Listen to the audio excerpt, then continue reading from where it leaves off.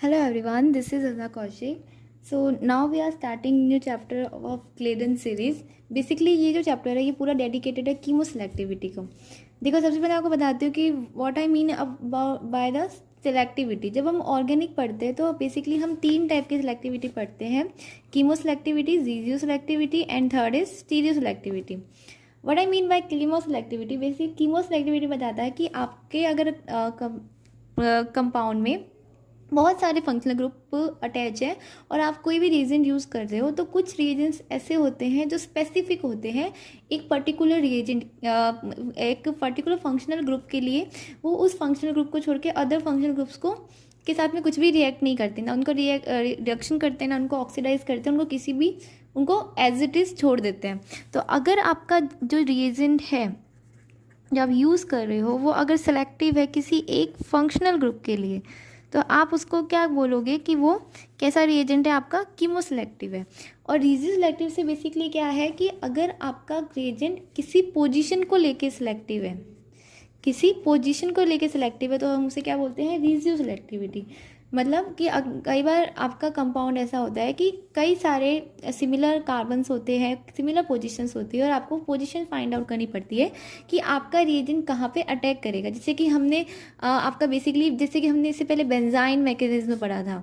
तो benzene mechanism में हमने अदर फंक्शनल ग्रुप का इफेक्ट पढ़ा था कि जो फंक्शनल ग्रुप्स होते हैं वो डिसाइड करते हैं कि आपका जनरली जो न्यूक्लियोफाइल है वो किस पोजीशन पे जाके अटैक करेगा. ठीक है, तो वो किसकी बात हो गई, रीजियो सेलेक्टिविटी की बात हो गई. थर्ड हमारा होता है stereo selectivity. Basically stereo selectivity आपको बताता है कि आपका जो रिएजेंट है वो कैसे रिएक्ट करेगा, हाउ. मतलब जनरली उसका फेज बताता है कि वो बिलो द प्लेन अटैक करेगा, अबोव द प्लेन अटैक करेगा, प्लेन में अटैक करेगा, कैसे. तो वो बताता है आपका स्टीरियो सेलेक्टिविटी. तो जनरली हम जब कीमो सेलेक्टिविटी की बात करते हैं तो कीमो सेलेक्टिविटी और रिएजेंट्स ये दोनों आपस में बहुत कनेक्टेड वर्ड्स हैं. मतलब हम डिफरेंट टाइप के रिएजेंट्स के बारे में हमें डिस्कस करेंगे. बहुत सारे रिएजेंट्स हैं, बहुत सारे, बट मोस्टली हम जो क्लेडन में प्रिफर है पहले उनको डिस्कशन करेंगे. और अगर ये इस चैप्टर के कंप्लीट होने के बाद में इफ़ आई हैव टाइम तो फिर मैं प्रीवियस ईयर के जितने भी स्पेसिफिक रिएजेंट के रिएक्शंस हैं उनके लिए एक स्पेसिफिक वीडियो बनाऊंगी तो जिससे आपका और अच्छी प्रैक्टिस हो जाएगी. बाकी कैप्सूल सीरीज़ तो है ही. ठीक है, अब देखो मैं आपको बताती हूँ. जनरली हम कीमो सेलेक्टिविटी के कुछ एग्जाम्पल्स लेते हैं.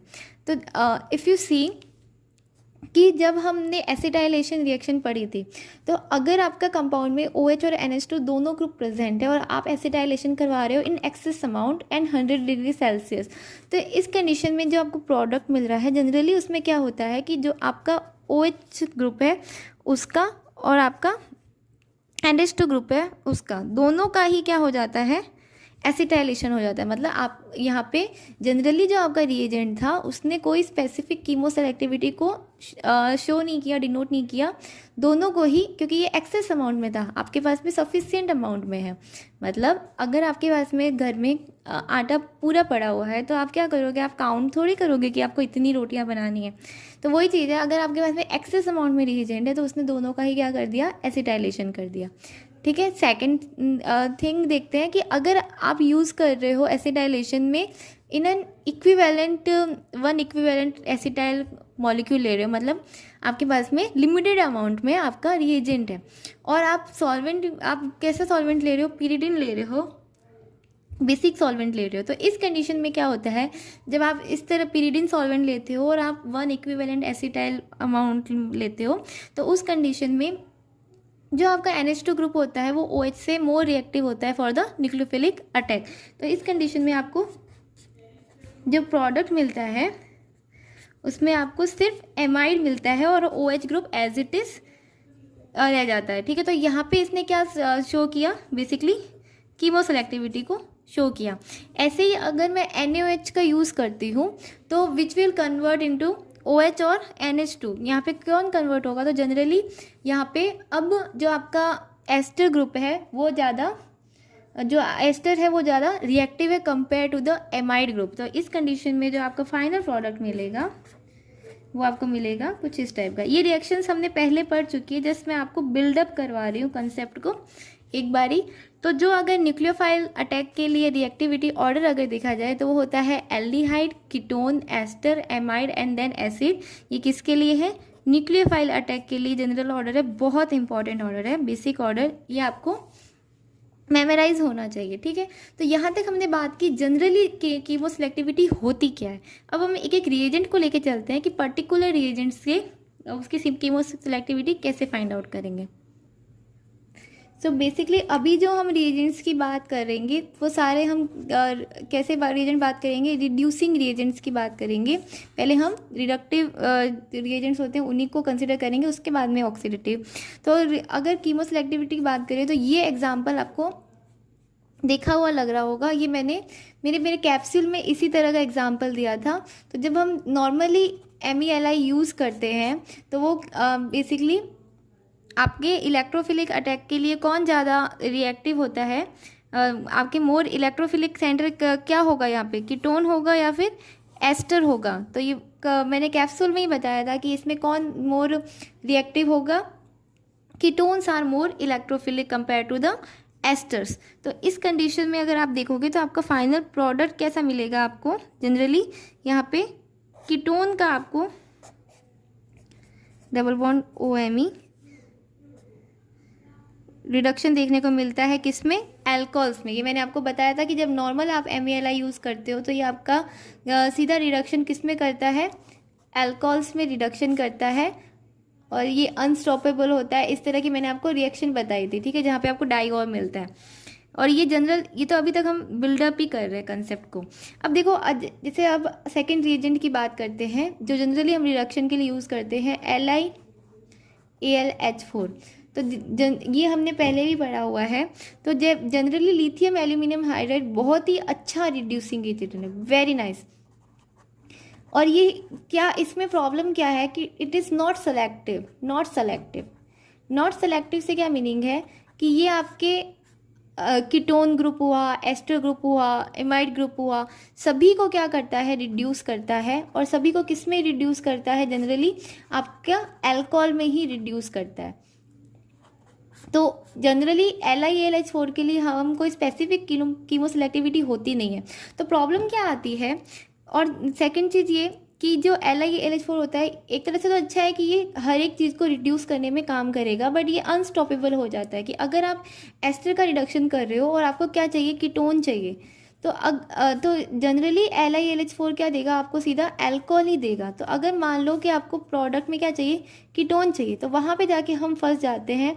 एंड सेकंड थिंग ये होती है, एक इम्पॉर्टेंट चीज़, कि ये जो रिएजेंट है ये बहुत ज़्यादा जल्दी आग पकड़ लेता है। मतलब जैसे कि सोडियम होता है ना, सोडियम को भी हम सोडियम भी पानी के साथ में रिएक्ट कर जाता है, तो वैसे ही ये बहुत जल्दी फायर के साथ में बर्न होने लगता है। तो इसलिए इसको थोड़ा सा लैब सेफ्टी के रूप से थोड़ा सा इसको थोड़ा कम प्रिफर करते हैं।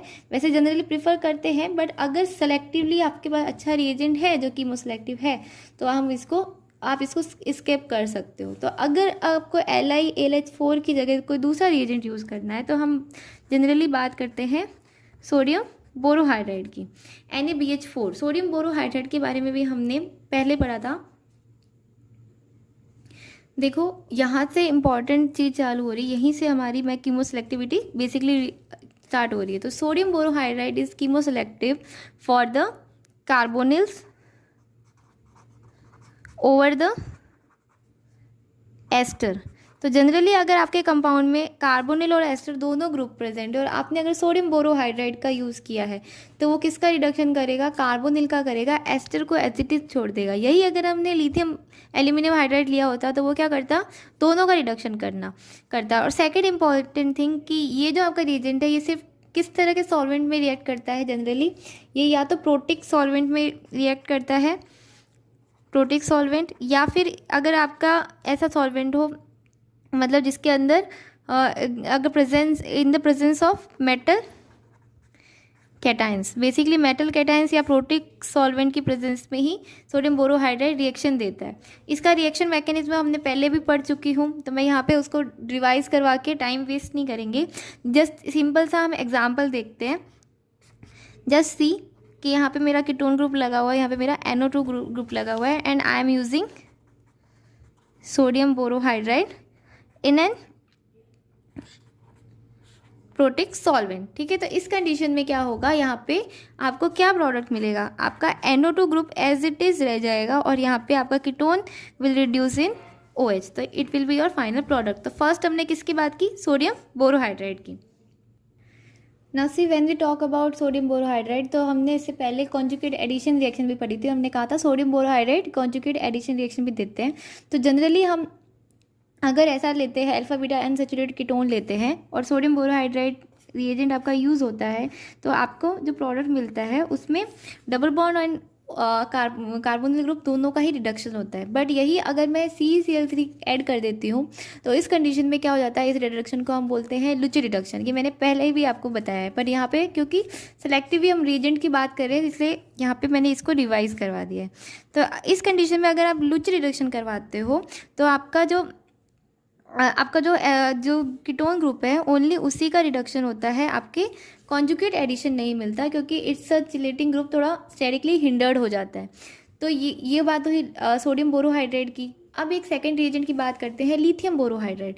Lithium borohydride is also very important reagent. ये जो होता है ये सिलेक्टिव, ये भी it's also selective. It's selective for basically selective for acids, asters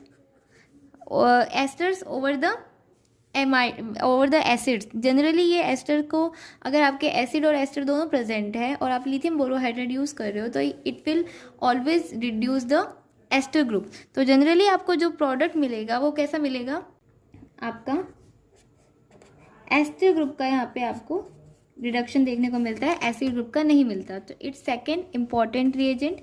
अब बात करते हैं थर्ड रिएजेंट की। थर्ड रिएजेंट जो हमारा है वो है BH3। BH3 को जनरली हम यूज़ करते हैं तो जैसे कि THF सॉल्वेंट हुआ, DMS सॉल्वेंट हुआ, मेनली मतलब एप्रोटिक सॉल्वेंट में हम यूज़ करते हैं। तो बेसिकली अगर आप इस BH3 के बारे में देखोगे तो जो आपके बोरिन्स होते हैं उनके पास में एक ऐसा डिज़ायर होता है कि ये क्या कर सकते हैं, it can accept electron pair. क्यों कर सकते हैं, क्योंकि इनके पास में क्या है, इम्पिटी p ऑर्बिटल्स होते हैं। तो इसलिए क्या कर सकते हैं, क्योंकि ये इलेक्ट्रॉन पेयर्स को एक्सेप्ट कर सकते हैं, इसलिए ये क्या जनरली ये क्या करते हैं, they can reduce electron rich carbonyl. Okay, तो बेसिकली ये जो होते हैं ये इलेक्ट्रॉन रिच कार्बोनिल्स का ही क्या करते हैं, बहुत अच्छा रिडक्शन करते हैं। फॉर एग्जांपल जैसे कि एमाइड्स हुए तो ये उनका बहुत अच्छा रिडक्शन करेंगे, पर ये किन का रिडक्शन नहीं करेंगे, इलेक्ट्रॉन पुअर जो कार्बोनिल्स होते हैं उनका रिडक्शन नहीं करते। फॉर द एग्जांपल जैसे कि अगर मैंने एसिल क्लोराइड लिया, ठीक है, और अगर मैंने एस्टर्स लिया तो ये उनका रिडक्शन नहीं करते। तो बेसिकली ये कैसे कंपाउंड कार्बोनिल्स का रिडक्शन करेंगे, एसिड जो ऐसे इलेक्ट्रॉन रिच कार्बोनिल का जैसे कि एमाइड्स का ये बहुत अच्छा रिडक्शन करते हैं। तो अभी हम इसकी पूरा मैकेनिज्म देखते हैं। Now let us see the mechanism. Basically काफ़ी सारे स्टूडेंट्स होते हैं जो सीधा रिएजेंट्स को सीधा मेमोराइज करते हैं, मैकेनिज्म को चेकआउट नहीं करते। पर मैकेनिज्म जो होते हैं वो आपके कंसेप्ट को बिल्डअप करते हैं। तो आपको मैकेनिज्म एक बार पढ़ा हो तो होना चाहिए, इससे थोड़ा अच्छी प्रैक्टिस होती है। ठीक है, रिएक्शन राइटिंग में भी हेल्प करता है। जनरली देखो जो हमारा एमाइड ग्रुप है तो यहाँ से लोन पेयर्स का ट्रांसफ़र हुआ और ये डबल बॉन्ड शिफ्ट हुआ, इसके इलेक्ट्रॉन कहाँ गए, BH3 के इम्पिटी ऑर्बिटल्स में। तो यहाँ पे क्या बना बेसिकली, जो फिर उसके बाद में ये ऑक्सीजन से क्या हो गया, यहाँ BH3 ऐड हो गया। अब ये जो BH3 है हाइड्रोजन है, ये इसका हाइड्रोजन शिफ्ट करेगा इस डबल बॉन्ड पे और डबल बॉन्ड के इलेक्ट्रॉन्स मूव ऑन करेंगे नाइट्रोजन पे। अब अगेन देखो नाइट्रोजन पे क्या आ गया, लोन पेयर्स आ गए, डबल बॉन्ड के इलेक्ट्रॉन्स आ गए, ये फिर से मूव ऑन करेंगे तो यहाँ से आपका OBH2 ये पूरा ग्रुप रिमूव हो जाएगा। सेकेंडली जो वापस से रिएजेंट आएगा BH3 तो वो फिर से क्या करेगा, डबल बॉन्ड के साथ में रिएक्ट करेगा और इस बार BH2 किसके ऊपर अटैक करेगा, किसके साथ अटैच होगा, नाइट्रोजन के साथ में। और जब हम वाटर यूज़ करेंगे तो उसके बाद में ये BH2 यहाँ से रिमूव हो जाएगा। और देखो कि आप क्या लेके चले थे, हम जनरली एमाइड लेके गए थे और इसका रिडक्शन किस में हो गया, एमीन्स में इसका रिडक्शन हो गया। तो BH3 is very good reducing agent for the electron rich carbonyl compounds. तो ये एमाइड्स का बहुत अच्छा रिडक्शन करते हैं। एग्जांपल्स देखते हैं। फर्स्ट एग्जांपल देखो, ये रिएक्शन आपको CSIR के प्रीवियस ईयर क्वेश्चन में देखने को मिलेगी। फर्स्ट रिएक्शन मैं आपको प्रीवियस ईयर क्वेश्चन करवाऊंगी, तो वहाँ पे आपको देखने को मिलेगी ये। तो देखो यहाँ पे अगर ये रिएजेंट यूज़ करो तो what will be your final product. तो यहाँ पे अगर आप देखोगे तो यहाँ पे ये कार्बोनिल कैसा है, हमारा एमाइड ग्रुप का है। तो ये इसको किस में कन्वर्ट कर देगा, एमीन में कन्वर्ट कर देगा। एस्टर ग्रुप को ये क्या करेगा, एज इट इज़ छोड़ देगा। तो what will be your final product, your final product will be like this will be your final product. Second देखो, सेकेंड कंपाउंड में आपके एस्टर ग्रुप है एंड एसिड ग्रुप है। सो जैसा कि मैंने कहा कि it's very selective, it's selective for electron rich carbonyls. तो एस्टर्स को ये रिड्यूस नहीं करता है, ये किसको प्रीफर करेगा, it will prefer acids. It's highly chemoselective for the acids. Acid के रिडक्शन के लिए BH3 को बहुत अच्छा रिएजेंट माना जाता है, इसका बहुत अच्छा यूज़ होता है। तो what will be your final product, your final product will be acid किस में रिड्यूस होगा, आपकी जो नॉर्मल अल्कोहल में रिड्यूस होगा। तो it's very important reaction. Second देखो, यहाँ पे कार्बोनिल एंड एसिड है। तो ऑब्वियस है कि जब कार्बोनिल और एसिड दोनों प्रेजेंट हो तो आपका फाइनल प्रोडक्ट हमेशा क्या होगा, कार्बोनिल को तो ये रिड्यूस नहीं करेगा और it will always reduce the acid. तो ये बात हुई हमारे BH3 की। तो यहाँ तक आपको समझ में आ गया, हमने किसकी बात की, हमने सोडियम बोरोहाइड्राइड की बात की, लिथियम बोरोहाइड्राइड की बात की एंड हमने BH3 की बात की। अब हम कुछ और रिएजेंट्स देखते हैं। Now see the next another important reagent, it is sodium trinoborohydride. Basically ये जो रिएजेंट है ये भी बहुत ज़्यादा क्या है, कीमोसेलेक्टिव है। ये जितने भी जैसे कि एस्टर हुए, एमाइड्स हुए, इनमें से किसी को भी क्या करता है, रिड्यूस नहीं करता।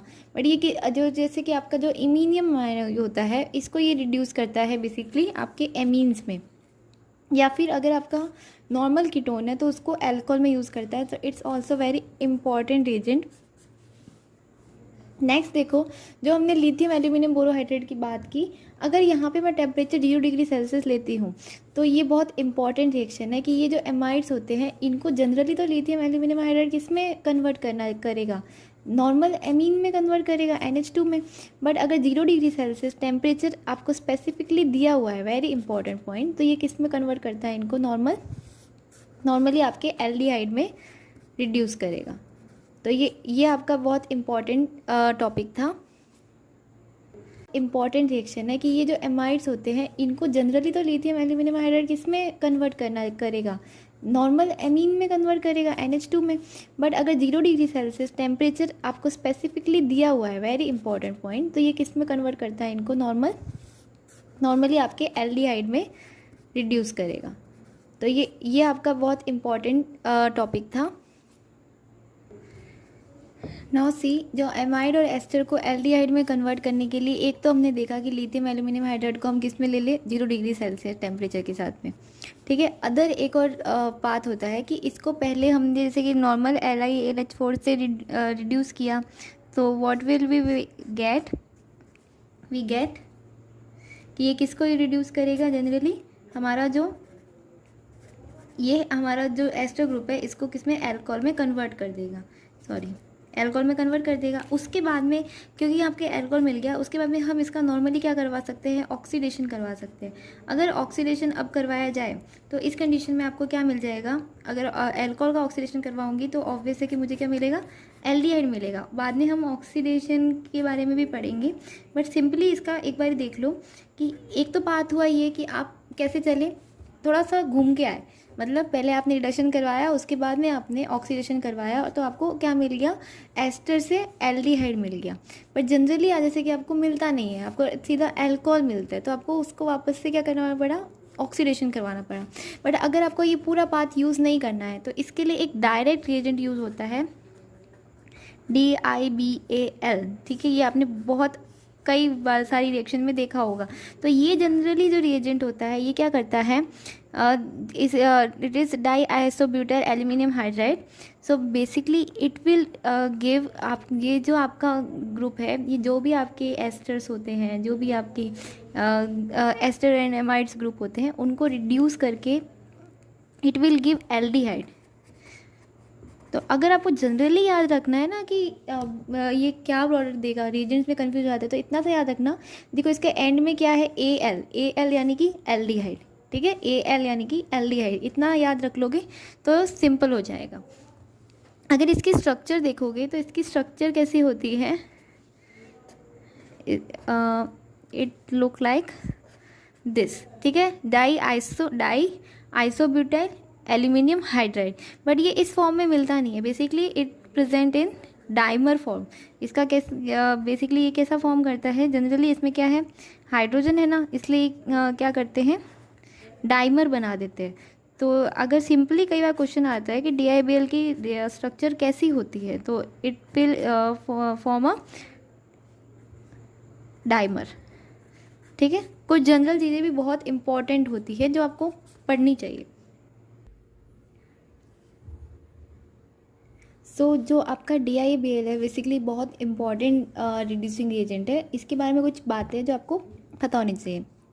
First of all, it only become reducing agent after formation of Lewis acid base complex. Basically ये कॉम्प्लेक्स बनाता है, जनरली एसिड बेस्ड कॉम्प्लेक्स बनाता है, और उसके बाद में ही ये क्या करता है, रिडक्शन करता है, क्योंकि इसका डाइमर फॉर्म में होता है, तो ये वैसे भी क्या होता है, स्टेबल होता है, तो ये उसका रिडक्शन क्यों करेगा, ठीक है। तो जब कॉम्प्लेक्स फॉर्म होगा उसके बाद में ही ये क्या बनता है, रिड्यूसिंग रिएजेंट बनता है। Second important thing is that कि it reduce electron rich complexes. तो इलेक्ट्रॉन रिच कॉम्प्लेक्सेस से आपको याद आ रहा होगा कि इलेक्ट्रॉन रिच कॉम्प्लेक्स को कौन रिड्यूस कर रहा था, BH3 यूज यानी कि बोरेंस रिड्यूस करे। तो ये सिमिलर रिएक्शन करता है, BH3 के जैसी ही रिएक्शन देता है। इम्पॉर्टेंट जो सॉल्वेंट्स हम यूज़ करते हैं नॉर्मली, हम टॉलुइन, जाइलिन ये सब यूज़ करते हैं, और ये क्या प्रोडक्ट में देता है, एल्डिहाइड प्रोडक्ट में देता है, ये आपको पता ही है। अब इसकी जो रिएक्शन है वो डिपेंड करती है टेम्परेचर पे। ये हम बहुत इंपॉर्टेंट फैक्टर देख रहे हैं।